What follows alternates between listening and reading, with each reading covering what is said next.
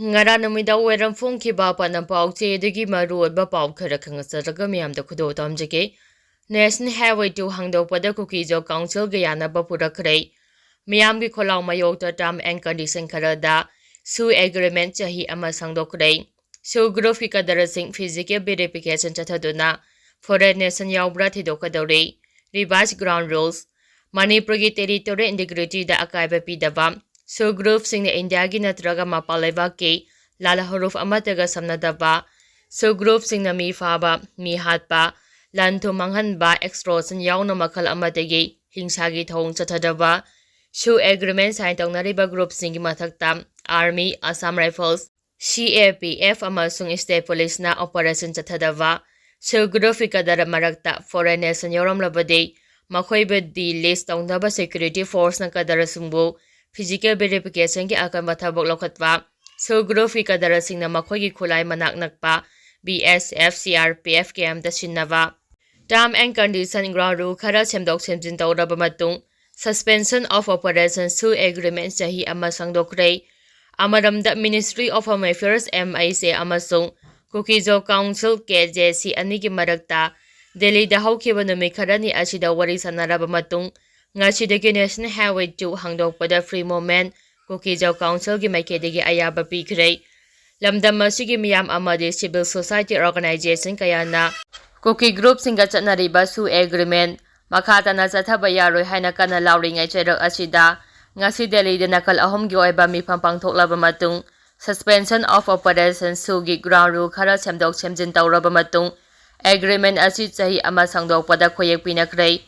Ministry of Home Affairs MIC Government of Manipur gi mihusing amade Kuki National Organization KNO amasung United People's Front UPF ki mihusing yauna nakal ahom gi oiba mifam ama ngasi Delhi da pangthokrei mifam aduda hana lairiba sugi ground rules sing amu hana yengchilaba matung khara hapto hapjin tawbada yanaba purakpada ki nakal ahom gi marakta suspension of operations su agreement ngasi degi chahi amma sangdokpada khuyek pinakhibani ngasi gi mifam aduda nakal ahumak na yanakhiba ground rule basic principle de ahanbada KNO amasung UPF amadi makhoiga saminariba lupsingna India manungda laiba natraga mapal laibakta base oiba armed group amataga organization level da oirabasu natraga lanai level da oirabasu mari amata lainadaba anisubada KNO amasung UPF loinana makhoiga loinana saminariba lup amatana mi siba yaba sokpa yaba lanthong mangpa yaba makhalgi hingsagi thabak amata tawdaba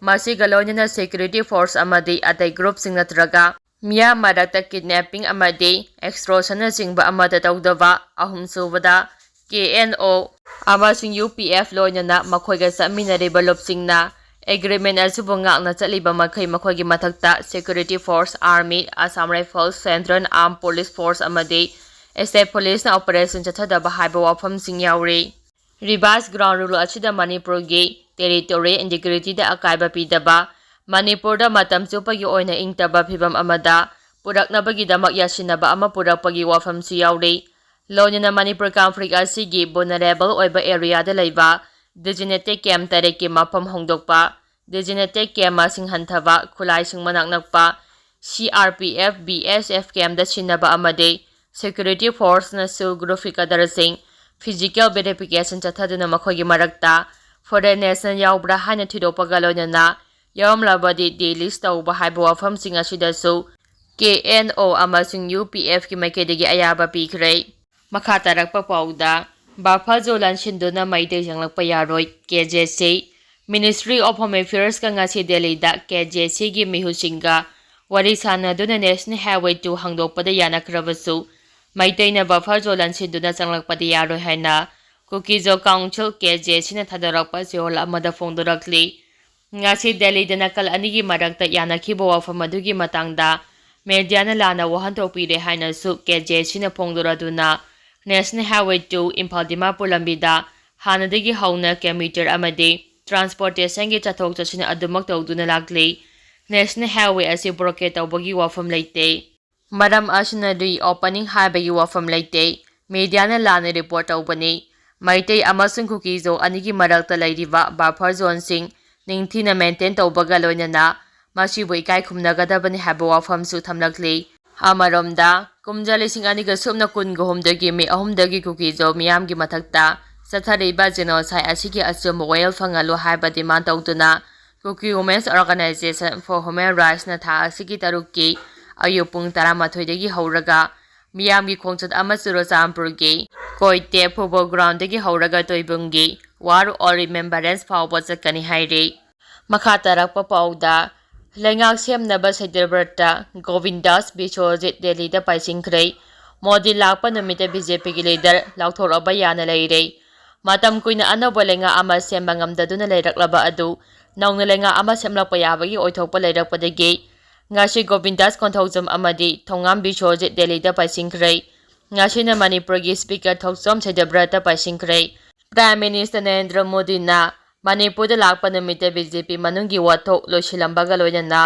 ꯕꯤꯖꯦꯄꯤ legislative ꯄꯥꯔꯇꯤꯒꯤ ꯂꯤꯗꯔꯁꯨ ꯈꯜꯂꯝꯕ ꯌꯥꯅ ꯂꯩꯔꯦ꯫ ꯅꯨꯃꯤꯠ ꯈꯔꯅꯤꯒꯤ ꯃꯃꯥꯡꯗ speaker T ꯑꯦꯁ ꯁꯩꯇꯚ꯭ꯔꯇ ꯁꯦꯟꯇꯔꯅ ꯄꯤꯔꯛꯄ ꯏꯟꯁꯇ꯭ꯔꯛꯁꯟꯒꯤ ꯃꯇꯨꯡ ꯏꯟꯅ ꯃꯅꯤꯄꯨꯔꯒꯤ ꯒꯚꯔꯅꯔ ꯑꯖꯌ ꯀꯨꯃꯥꯔ ꯕꯜꯂꯥꯒ ꯑꯅꯧꯕ ꯂꯩꯉꯥꯛ ꯁꯦꯝꯕꯒꯤ ꯃꯇꯥꯡꯗ ꯄꯨꯡꯈꯥꯏ ꯑꯃ ꯍꯦꯟꯅ ꯎꯅꯗꯨꯅ ꯋꯥꯔꯤ ꯁꯥꯟꯅꯈ꯭ꯔꯕꯅꯤ꯫ ꯄ꯭ꯔꯦꯁꯅ ꯐꯪꯕ ꯁꯣꯔꯁ ꯑꯃꯒꯤ ꯃꯇꯨꯡ ꯏꯟꯅ ꯎꯅꯕ ꯑꯗꯨꯗ ꯁ꯭ꯄꯤꯀꯔ ꯁꯩꯇꯚ꯭ꯔꯇꯕꯨ ꯗꯦꯜꯂꯤꯗ ꯂꯥꯛꯅꯕ ꯈꯪꯍꯜꯂꯛꯈꯤꯕꯁꯨ ꯂꯩꯈꯤ ꯍꯥꯏꯔꯤ꯫ ꯃꯈꯥ ꯇꯥꯔꯛꯄ ꯄꯥꯎꯗ ꯑꯆꯨꯝꯕ ꯋꯥꯌꯦꯜ ꯐꯪꯍꯜꯂꯨ ꯍꯥꯏꯅ ꯗꯤꯃꯥꯟ ꯇꯧꯔꯗꯨꯅ ꯆꯨꯔꯆꯥꯟꯄꯨꯔꯗ ꯃꯤꯌꯥꯝꯒꯤ ꯑꯣꯏꯕ ꯔꯦꯂꯤ ꯆꯠꯀꯗꯧꯔꯤ꯫ ꯆꯨꯔꯆꯥꯟꯄꯨꯔꯗ ꯅꯣ ꯗ꯭ꯔꯣꯟ ꯖꯣꯟ ꯂꯥꯎꯊꯣꯛꯈ꯭ꯔꯦ꯫ 2023ꯒꯤ ꯃꯦ 3ꯗꯒꯤ ꯊꯣꯛꯂꯛꯈꯤꯕ ꯆꯍꯤ 2ꯒ ꯊꯥ 4 ꯍꯦꯜꯂꯛꯂꯕ ꯏꯔꯥꯡ ꯑꯁꯤꯒꯤ ꯃꯇꯥꯡꯗ ꯂꯩꯉꯥꯛꯅ ꯋꯥꯌꯦꯜ ꯆꯠꯊꯗꯨꯅ ꯃꯔꯥꯜ ꯂꯩꯕ ꯃꯤꯑꯣꯏꯁꯤꯡꯒꯤ ꯃꯊꯛꯇ ꯑꯥꯏꯟꯒꯤ ꯃꯇꯨꯡ ꯏꯟꯅ ꯆꯩꯔꯥꯛ ꯐꯪꯍꯟꯒꯗꯕꯅꯤ ꯍꯥꯏꯅ ꯗꯤꯃꯥꯟ ꯇꯧꯔꯗꯨꯅ ꯆꯨꯔꯆꯥꯟꯄꯨꯔꯗ ꯃꯤꯌꯥꯝꯒꯤ ꯑꯣꯏꯕ ꯔꯦꯂꯤ ꯑꯃ ꯂꯥꯛꯂꯤꯕ ꯊꯥ ꯑꯁꯤꯒꯤ 6ꯇ ꯄꯥꯡꯊꯣꯛꯅꯕ ꯁꯦꯝ ꯁꯥꯈ꯭ꯔꯦ꯫ ꯃꯈꯥ ꯇꯥꯔꯛꯄ ꯄꯥꯎꯗ ꯊꯥꯗꯧꯒꯤ ꯂꯨꯆꯤꯡꯕ ꯖꯣꯝꯍꯥꯎ ꯍꯥꯠꯄꯗ ꯆꯦꯟꯅꯕ ꯀꯗꯔ 5 ꯄꯥꯔꯇꯤꯗꯒꯤ ꯁꯁꯄꯦꯟ ꯇꯧꯔꯦ꯫ KRA ꯑꯁꯥꯝꯒꯤ ꯊꯥꯗꯧ ꯂꯤꯇꯔꯦꯆꯔ ꯁꯣꯁꯥꯏꯇꯤꯒꯤ ꯆꯦꯌꯔꯃꯦꯟ ꯅꯦꯝꯀꯝ ꯖꯣꯝꯍꯥꯎꯕꯨ ꯃꯃꯥꯡ ꯊꯥꯒꯤ 30ꯒꯤ ꯅꯨꯃꯤꯗꯥꯡꯗ ꯃꯌꯨꯝꯗ ꯇꯝꯊꯤꯅ ꯐꯨ ꯆꯩꯔꯕ ꯃꯇꯨꯡꯗ ꯐꯥꯗꯨꯅ ꯄꯨꯈ꯭ꯔꯒ ꯃꯤꯍꯥꯊꯤꯅ ꯍꯥꯠꯂꯒ ꯇꯨꯔꯦꯜꯗ ꯊꯥꯗꯈꯤꯕ ꯊꯧꯗꯣꯛꯇ ꯆꯦꯟꯅꯕꯅꯤ ꯍꯥꯏꯕ ꯉꯁꯤ ꯁꯨꯒ ꯌꯥꯅꯕ ꯆꯍꯤ ꯑꯃ ꯁꯥꯡꯗꯣꯛꯄꯗ ꯌꯥꯎꯔꯤꯕ ꯀꯨꯀꯤ ꯂꯤꯕꯔꯦꯁꯅꯔꯤ ꯑꯥꯔꯃꯤ KRAꯒꯤ ꯀꯗꯔ 5 ꯄꯥꯔꯇꯤ ꯑꯁꯤꯒꯤ ꯊꯕꯛ ꯊꯧꯔꯝꯁꯤꯡꯗꯒꯤ ꯈꯨꯗꯛꯇꯒꯤ ꯁꯁꯄꯦꯟ ꯇꯧꯔꯦ ꯍꯥꯏꯅ ꯂꯥꯜꯍꯧꯔꯛꯄ ꯑꯁꯤꯒꯤ ꯁꯦꯀ꯭ꯔꯦꯇꯔꯤ ꯖꯦꯅꯔꯦꯜ LS ꯒꯥꯡꯇꯦꯅ ꯉꯁꯤ ꯊꯣꯛꯄ ꯆꯦꯔꯣꯜ ꯑꯃꯅ ꯐꯣꯡꯗꯣꯔꯛꯂꯤ꯫ ꯃꯈꯥ ꯇꯥꯔꯛꯄ ꯄꯥꯎꯗ ꯊꯥꯗꯧ ꯑꯦꯝꯄꯤꯅ ꯁꯨ ꯁꯥꯡꯗꯣꯛꯄꯗ ꯌꯥꯅꯤꯡꯗꯕ ꯐꯣꯡꯗꯣꯛꯈ꯭ꯔꯦ꯫ ꯏꯟꯗꯤꯌꯥ ꯒꯚꯔꯟꯃꯦꯟꯠꯅ ꯀꯨꯀꯤ ꯃꯤꯂꯤꯇꯦꯟꯠ ꯒ꯭ꯔꯨꯞꯁꯤꯡꯒ ꯁꯨ ꯁꯁꯄꯦꯟꯁꯟ ꯑꯣꯐ ꯑꯣꯄꯔꯦꯁꯟ ꯆꯍꯤ ꯑꯃ ꯁꯥꯡꯗꯣꯛꯅꯕ ꯋꯥꯔꯦꯞ ꯂꯧꯈꯤꯕ ꯑꯁꯤ ꯌꯥꯝꯅ ꯂꯥꯏꯕꯛ ꯊꯤꯕꯅꯤ꯫ ꯏꯟꯗꯤꯌꯥ ꯒꯚꯔꯟꯃꯦꯟꯠꯀꯤ ꯋꯥꯔꯦꯞ ꯑꯁꯤ ꯃꯃꯥꯡ ꯊꯥ ꯑꯣꯒꯁꯠ 28ꯗ ꯊꯥꯗꯧ ꯇ꯭ꯔꯥꯏꯕꯀꯤ ꯈ꯭ꯋꯥꯏꯗꯒꯤ ꯆꯥꯎꯕ ꯕꯣꯗꯤ ꯑꯃ ꯑꯣꯏꯔꯤꯕ ꯊꯥꯗꯧ MP ꯃꯅꯤꯄꯨꯔꯅ ꯂꯃꯥꯏ 35 ꯄꯥꯟꯕ ꯃꯦꯃꯣꯔꯦꯟꯗꯝ ꯑꯃ ꯄꯤꯁꯤꯟꯗꯨꯅ ꯁꯨ ꯆꯠꯅꯕ ꯌꯥꯔꯣꯏ ꯍꯥꯏꯅ ꯐꯣꯡꯗꯣꯛꯈꯤꯕ ꯑꯗꯨꯒꯤ ꯑꯣꯟꯅ ꯇꯩꯅꯕꯅꯤ꯫ ꯊꯥꯗꯧ MP ꯃꯅꯤꯄꯨꯔ ꯇꯥꯟꯅꯔꯝꯗꯅ ꯂꯧꯈꯤꯕ ꯋꯥꯔꯦꯞꯅꯤ ꯍꯥꯏꯅ ꯌꯥꯅꯤꯡꯗꯕ ꯐꯣꯡꯗꯣꯔꯛꯂꯤ꯫